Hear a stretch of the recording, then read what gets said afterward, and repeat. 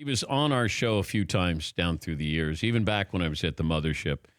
And we didn't talk politics. It was rare when we talked politics.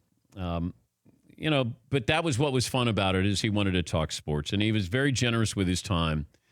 And I talked to him, occasionally he would allow me to go into politics. I wanted to know about being a prisoner of war because he was there for over 5 years in Vietnam.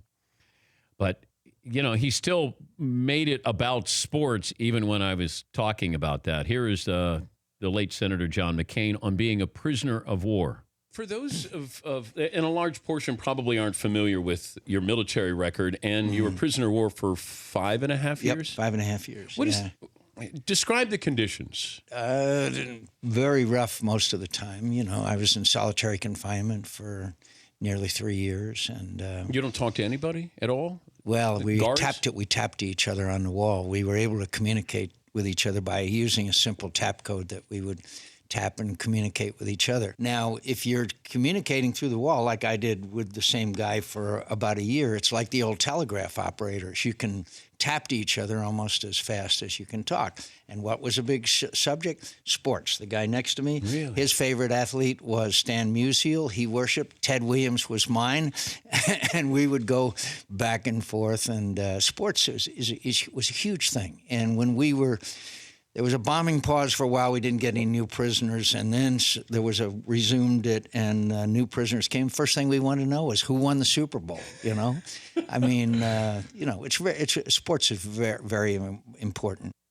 And you understanding about that at the time frame, and somebody comes in and you're like, just get me up to date. Who won the World Series?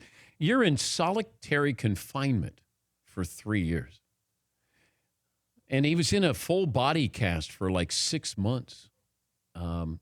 He had lost the use of one of his arms. Even when he was in, you could see where it was sort of, a dead arm. He wasn't able to use it. But he had a great sense of humor. And he was a good man. He really, really was. And he didn't feel like a politician. He didn't, when he got in here, when he talked, it wasn't about politics. And he joked a little bit. He would poke fun at some other politicians there. But, I enjoyed him. I just enjoyed his company. And fought a good fight. I asked him about who's the all-time home run king. This a few years ago. And he said, Hank Aaron. Do we have that, Seton? I don't know if we have that one or not. Yeah, I have him talking about Barry Bonds. Okay. Absolutely not. Clemens? No, not these people. And I would rely on one person to give me that advice, and that would be a guy named Henry Aaron. Is he the all-time home run champion? Hank Aaron, I think, is the guy who I think should be making the judgment.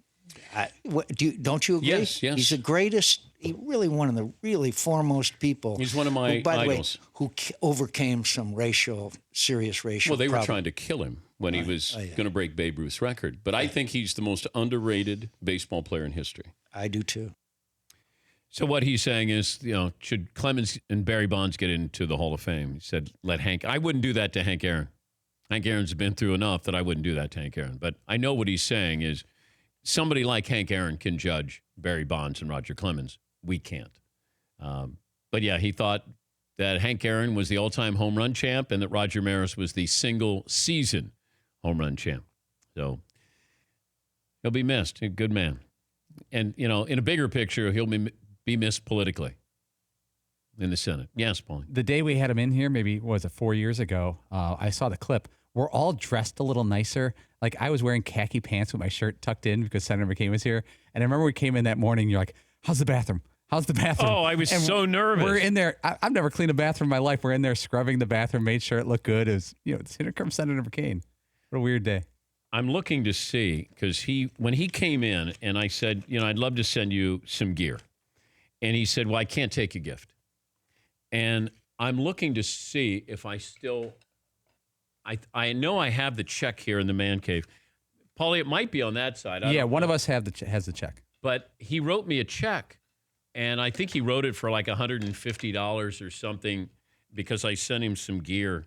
And, I just thought about that last night, that I never cashed the check because I thought I don't want to charge him, but I wanted to give him gear, and he said no, I can't take it because I'll get in trouble, and I don't know what I sent him, like a couple of sweatshirts and T-shirts, and he just he's very appreciative of that, but he said I got to pay for it. So, John McCain, good guy.